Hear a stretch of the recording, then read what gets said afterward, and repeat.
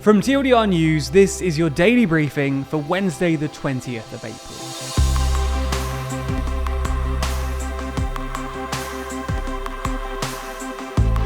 Good afternoon. Today we'll be discussing some of the biggest stories, including Johnson's Partygate apology and Netflix loss of subscribers. We'll also be answering today's big question: why is Germany rejecting nuclear power even during an energy crisis? As well as discussing the introduction of road pricing. But first, Putin's Mariupol Offensive.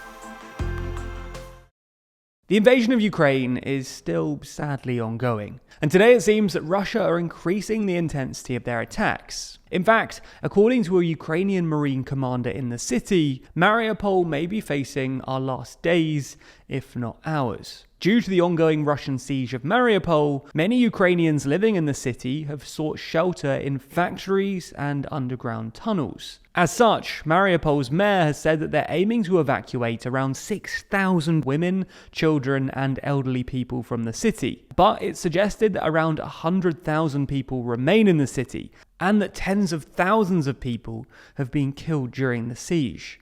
In desperation, the region has asked the West for them to use the procedure of extradition and take us to the territory of a third-party state. But what happens next for Mariupol just isn't certain yet, but it could end up shaping the future of this conflict. Next, let's move to the UK, where yesterday was the first day back after the Commons' Easter break. As such, the government had to make a statement to the House of Commons detailing everything they proposed during the recess. The government updated the House on their Rwanda refugee plan and on the ongoing invasion of Ukraine. In addition, though, and probably more eye-catchingly, the Prime Minister offered an apology for the fixed penalty notice he received just a week earlier for his lockdown-breaking parties. Johnson told the Commons, "I repeat, that was my mistake, and I apologise for it unreservedly. I respect the outcome of the police investigation, which is still underway, and I can only say that I will respect their decision-making and always take the appropriate steps." Leader of the opposition, Sir Keir Starmer, wasn't satisfied though, branding the apology as a joke, remarking that the Prime Minister was offering insulting and absurd excuses for his COVID fine, and remarked that he had eroded public trust in politicians. The SNP's Ian Blackford went even further though, branding Johnson a lawbreaker and a serial offender, going on to remark that if he has any decency, any dignity, he wouldn't just apologise, he would resign. There's more on the way, but be sure to subscribe and ring the bell to make the daily briefing part of your everyday routine. Or you can just search for us in your podcast app to listen along. Last week, Prince Harry and Meghan visited the Queen for the first time in 2 years during a short trip back to the UK, their first as a couple since they stepped back from being senior working royals. In an interview with NBC's Today programme, Harry discussed his visit and said that the soon-to-be 96-year-old monarch was on great form. He added, "She's always got a great sense of humour with me, and I'm making sure that she's protected and got the right people around her." These remarks have unsurprisingly raised some eyebrows though. What's he attempting to protect?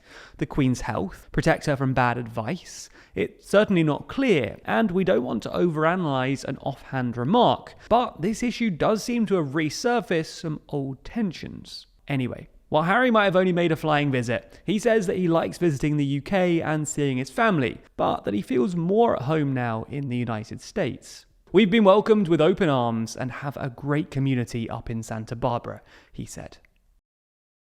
Staying in California, Netflix shares plunged 20% after the streaming company revealed that they'd lost subscribers for the first time in over a decade. Netflix's global subscribers fell by 200,000 in the first quarter of 2022, and the company says that it could lose another 2 million in the current quarter. The last time Netflix reported losing customers was way back in October 2011, so this certainly is remarkable.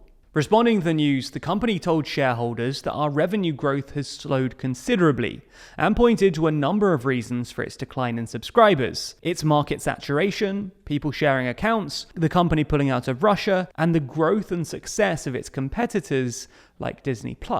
Possibly in response to this, the company has recently increased prices in the US, UK, and other markets, and has also announced plans to crack down on account password sharing.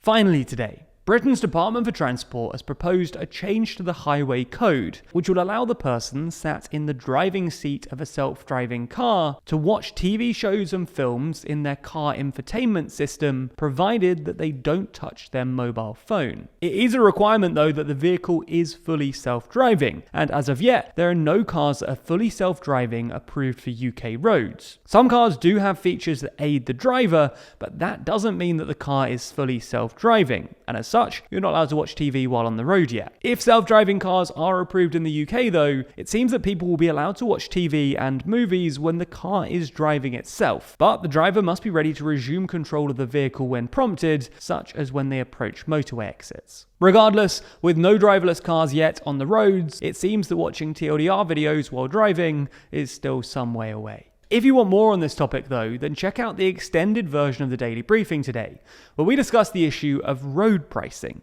Now, this might sound a little dry, but considering many countries place high taxes on fuel, what happens when everyone goes electric in the future?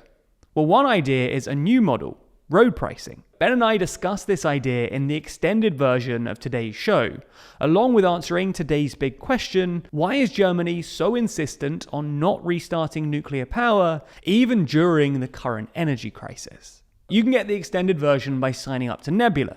Nebula subscribers not only get everything you've already watched ad-free, but also get an extended version of the show every single weekday. Available to watch on Nebula or to stream on your podcast app of choice. So if you want to support the channel and get an even more extensive briefing every day, then you'll want to sign up. And there's good news. Our friends at CuriosityStream, the streaming service with some of the world's best documentaries, is offering a deal whereby you can get both platforms, CuriosityStream and Nebula, for less than $15 a year. That's all the documentaries you could want on CuriosityStream, and then more TLDR on Nebula, including the extended briefing, other full exclusive TLDR videos, and, well, it's always ad-free too. Click the link below to get both services for less than $15 a year and support the channel.